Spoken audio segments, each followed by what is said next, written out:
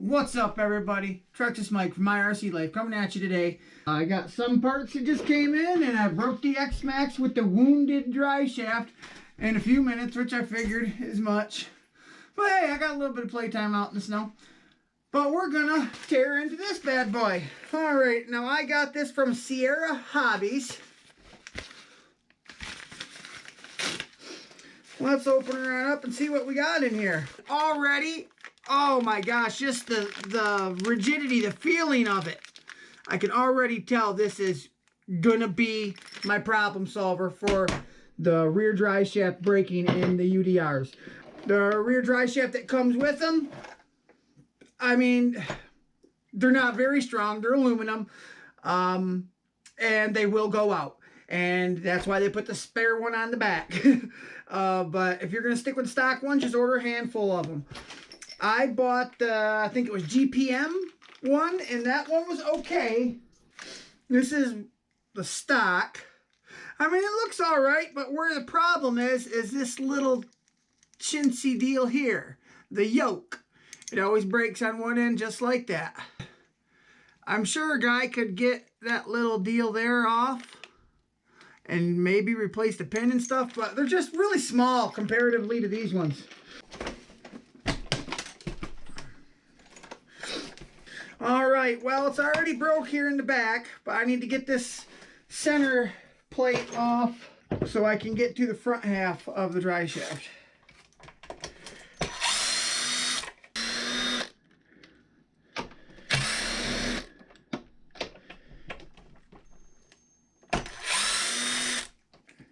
Eight flathead or panhead bolts, 2mm. You can see that beautiful Mamba Monster H motor. Now my issue is, on mine, the Allen head part has broken off and the pin is just still, so you can see there's the end of the pin, but there's no Allen wrench part. All that Allen wrench part broke and came right out. So there's nothing for me to grip. So I'm going to have to get a Dremel or something. I don't know. I have to do something in there. Drill it out, but I don't know if I'll be able to drill it out. But we're going to try to figure something out.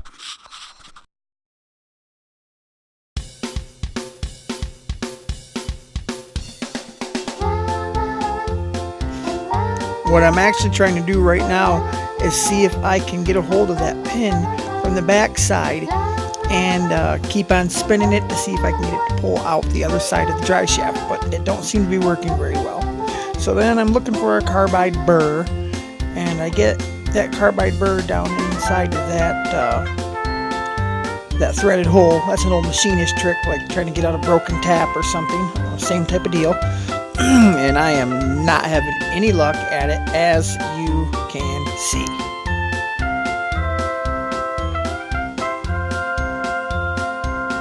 So eventually I get the bright idea to get the Dremel out. Here we go.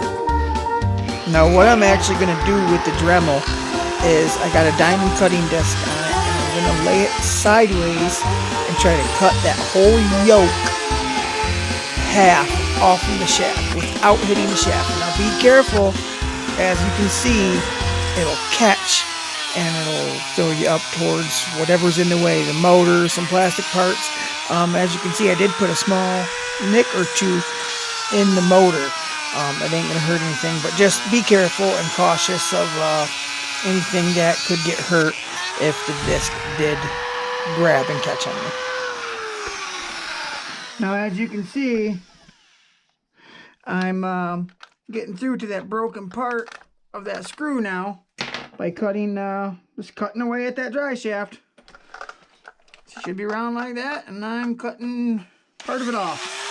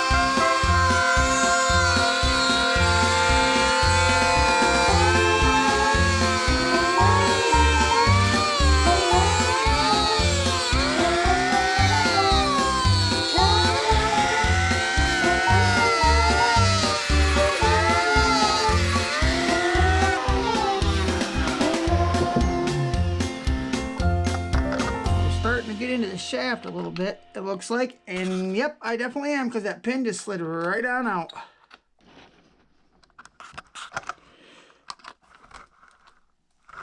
There we go. Pin problem solved.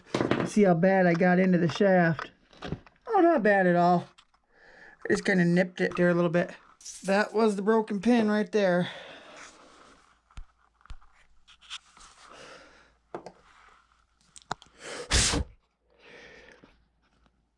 On this side right here, all the Allen heads broke off, but it was still just stuck in that hole. It would not come out for anything.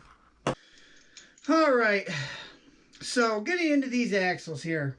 Here's the stock one. It's aluminum with steel yokes at the end.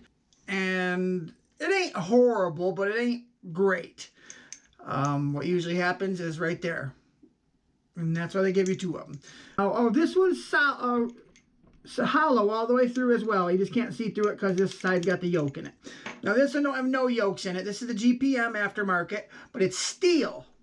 You can see all the way through it. But I think if you look at the yoke on the stock one, look at the yoke on this steel one, they're about the same size. And what it usually does is break this set screw pin, like the one I just had to cut out. So that's the downfall of those. Now this M.I.P, it's steel, solid. Nothing all the way, no holes drilled all the way through. You can get everything dumped out here. One of these will go on the rear end and one of these will go on the transmission. And then you got these big, beefy CVD parts or whatever.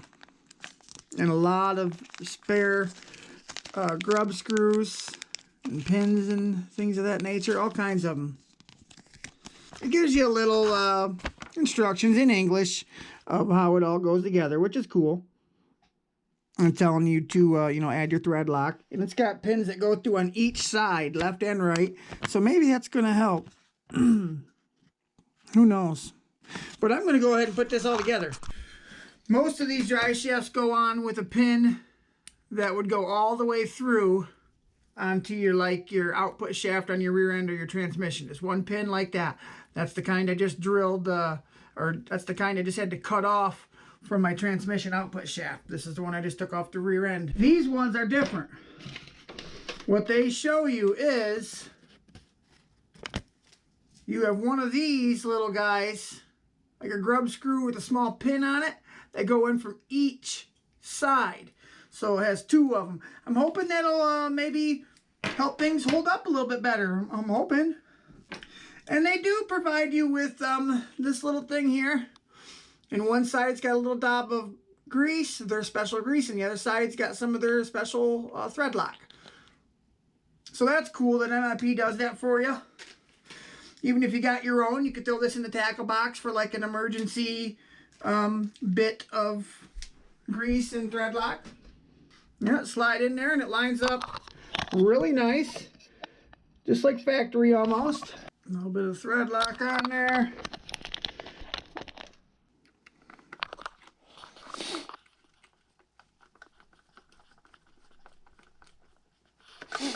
Okay, then you roll over to make sure it's still lined up with the hole in there. And it is. So now time for the second screw to go in. Alright. Now, same thing, but going on to the rear end. And the tire to line up the hole. Oh man, this, the yokes feel so much bigger and beefier. And the dry shaft, it just feels really girthy and strong. Alright, we already spun that 180 degrees. We are lined up with the hole. Put in our last screw. Bam! And there you have it, guys. A beautiful M.I.P rear drive shaft for the UDR. Now all there is to go out and test it. No problemo. You know I like to do that.